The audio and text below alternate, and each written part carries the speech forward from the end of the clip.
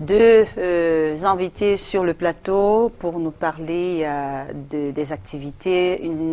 Un invité qui va nous parler de la promotion d'une œuvre poétique. Lui, c'est Souhaibou Alassane. Bonjour. Bonjour, madame. Comment allez-vous? Je vais bien, merci. Il nous vient de Garoua et voilà, il est aussi député jeune. Oui, oui. Et juste à côté, on ne le présente plus, Azazou. Bonjour Azazou. Bonjour Diane. Comment allez-vous? Je vais très bien. Voilà, ce matin, vous venez nous parler d'une pièce théâtrale. Déjà, on a fait l'annonce ici, même sur le plateau de Cameroun Feeling, Sugar Mami. Exactement. Cette fois, c'est pour nous parler. C'est pour sa 5e date.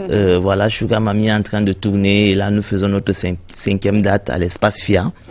Demain, samedi 15 octobre, à partir de 19h. D'accord. Voilà, dans une démarche de sensibilisation autour de cette thématique qui, voilà, se préconise en fait l'émancipation de la femme et également dire quelque chose autour des violences faites aux femmes. Mais au-delà de ça, la question aussi de la liberté, de la prise de conscience de chacun de nous. Qu'est-ce qu'on va faire de sa vie à un moment? Quelles sont les décisions qu'on prend? Voilà, peut-être rappeler rapidement à ces personnes qui nous regardent et qui n'ont pas vraiment une idée, Sugar Mami, la quintessence de cette pièce théâtrale. Oui, la quintessence, c'est cette femme-là qui a plus de 50 ans décide de prendre sa revanche sur la vie. Après le décès de son mari, il savait que le mariage n'était pas très sain. Et voilà, elle se met en couple avec un jeune homme qui serait peut-être le grand frère de son fils et qui ne veut pas le considérer comme son beau-père. Donc, on est dans un foyer qui ressemble au final à un asile de fous, où la colère, la joie, la jalousie, et voilà, le plaisir, les désirs et voilà, tout ça, exactement, tout ça se mélange. Oui. Et on en rit. D'accord, on va dire ça sera demain, à partir de quelle heure? À partir de 19h. Voilà, et on retient simplement, c'est pour sensibiliser, comme il a dit la fois dernière, parce que j'ai posé quand même la question, est-ce que c'est pour encourager ce phénomène de Sugar Mami? On a dit, c'est pour parler de la femme. Et puis voilà, chacun a le droit de faire ce qu'il veut à un moment donné. Oui. Voilà, ok. Merci. Et on va dire juste à côté, je l'ai déjà introduit, le finaliste du prix du jeune écrivain lancé par les éditions Seguima au Sénégal. Il est avec nous, un Camerounais, Souhaibou Alassane. Et ce matin, il vient parler de la promotion d'une œuvre poétique. Parlez-nous de cette œuvre.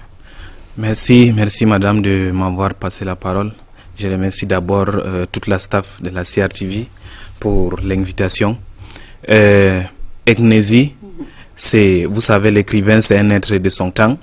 Nous, actuellement au pays, au Cameroun et en Afrique, nous travaillons à éradiquer certains problèmes, comme la déperdition scolaire, particulièrement de la jeune fille, la promotion de nos valeurs endogènes et la promotion de la bravoure de nos forces de défense et de sécurité, le patriotisme, la citoyenneté, toutes ces valeurs qui sont en perdition dans notre société, et particulièrement le discours haineux sur les réseaux sociaux.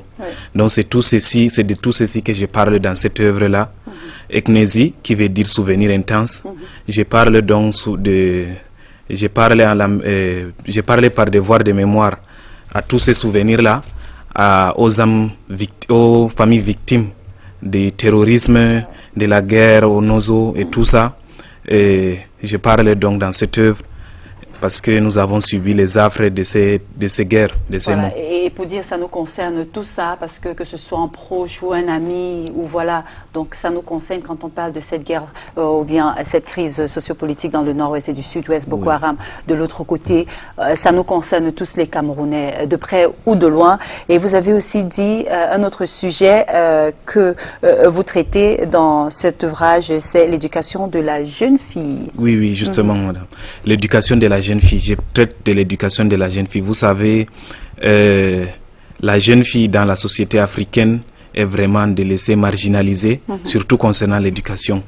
Et particulièrement de nous qui venons du Grand Nord, et on doit promouvoir l'éducation de la jeune fille. Et on a des modèles que je ne vais pas citer.